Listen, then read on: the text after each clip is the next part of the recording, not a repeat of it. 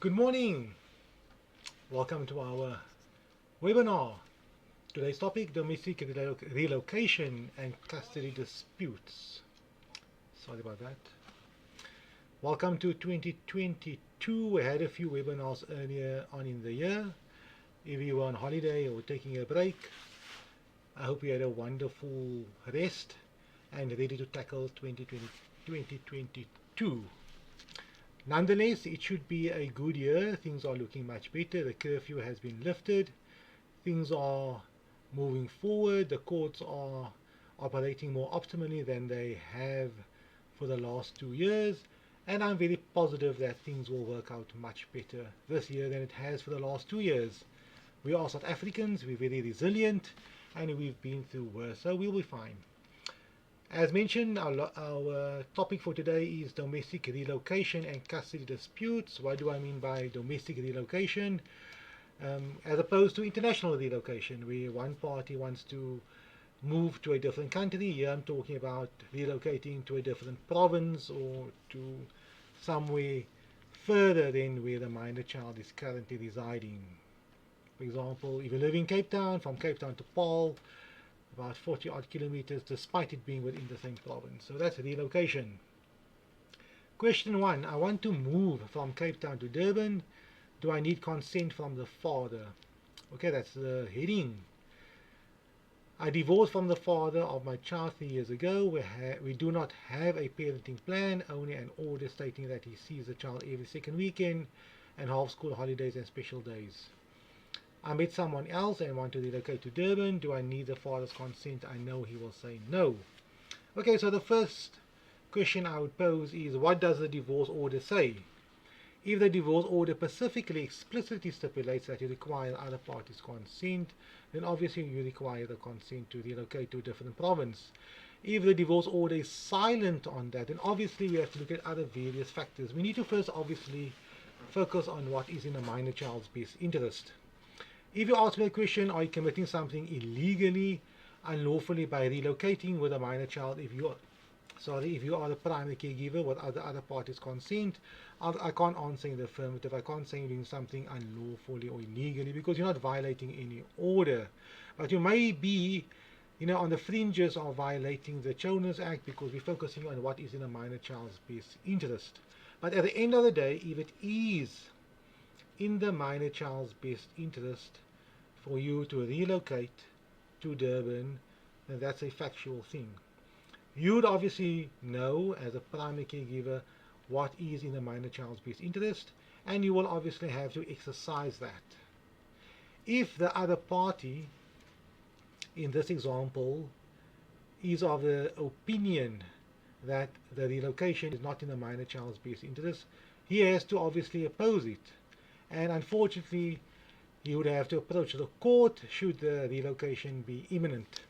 So how do I deal with a matter like this? Having laid down the foundation, there is no court order specifically prohibiting you from relocating, and you believing it is in a minor child's best interest, and the other party believing it is not.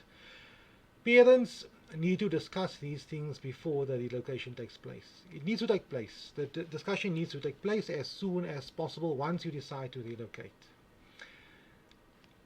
If that specific discussion cannot take place because one party is against it, or it is impossible to take place because of the acrimony between the parties, then I strongly suggest they obtain the services of a third party, a social worker, a mediator, some expert that can assist the parties in resolving the specific issue.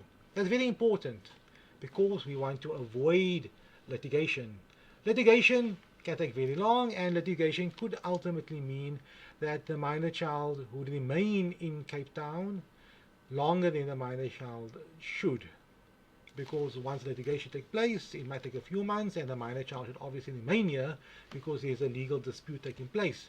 And should that take a few months, you'll have to stay here for the next few months, unless you can show the court it's extremely urgent, at least for now, for the minor child to go to Durban and ultimately return to Cape Town if the court decides that Cape Town is best for a minor child. But it's a difficult one. I doubt the court will do that unless there are specific circumstances.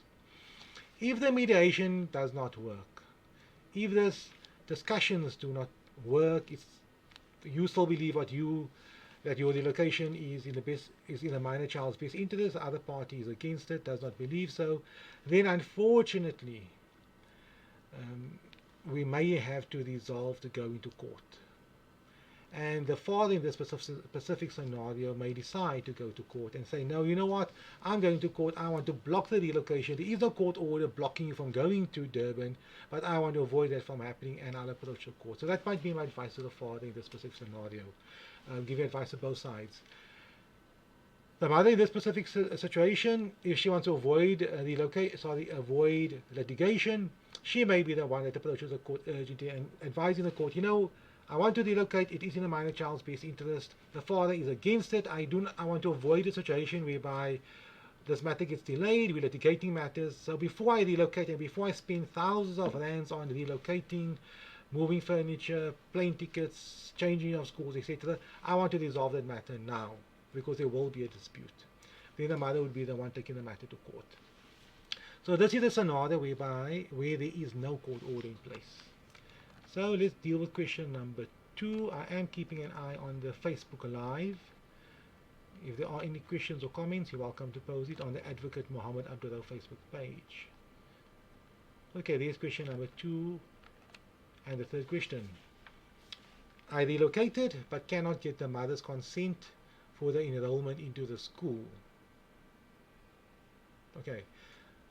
I relocated with my daughter to Gauteng when school ended in 2021. The school accepted my daughter for grade R, but said they will at some point need the father to sign. That should be the mother to sign documents. Or the heading should have been father. To sign documents, the father cannot be found. What do I do? Okay, so here one parent relocated with a minor child to Gauteng last year when school ended. The specific parent could not get hold of the other parent because the other parent was probably missing. Now the school is saying, and legitimately so, okay, this is grade R, we're allowing the minor child to be enrolled in grade R because it's not formal grade 1 has not started yet. Some people see grade R as a requirement. Some people say grade R is not a requirement, but that's something else. But if the specific school said, I will enroll the minor child into grade R, however, when the minor child maybe goes to grade 1, we will require the father's consent, something else. Maybe because of school fees, whatever the case may be. But we believe that you are the primary caregiver of the minor child. The father cannot be found. So my advice to the specific parent, or here we'll say is the mother, this specific mother is obtain a court order stipulating that you are the sole guardian of the minor child. That will avoid a lot of problems in the future. Consent issues regarding extramural activities. Sometimes the school require both parents to consent for the minor child to go on an excursion, maybe to a different province or to overnight somewhere else.